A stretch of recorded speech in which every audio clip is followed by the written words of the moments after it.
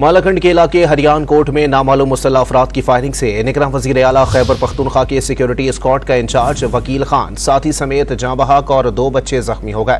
मजीद जानते हैं don news के नुमाइंदे आरिफ हयात से। आरिफ, बताइएगा इब्तदाई तहकीकात में क्या चीज़ सामने आई है? जी बिल्कुल, जो तफसीलात सामने आई है तो इंस्पेक्टर वकील खान निगरान वज़ीर आला के सिक्योरिटी इंचार्ज थे और मलाखंड के रिहायशी थे और आज ही वो छुट्टी लेकर अपने इलाके गए हुए थे। और जो इतलात सामने आई हुई है तो फायरिंग का वाक़या हुआ है जिसमें वकील खान भी जान बहक हुए हैं और उनके साथी भी उनके साथ जान बहक हुए हैं, जबकि एक बच्चा जो है तो वो भी इसमें जान बहक हुआ है।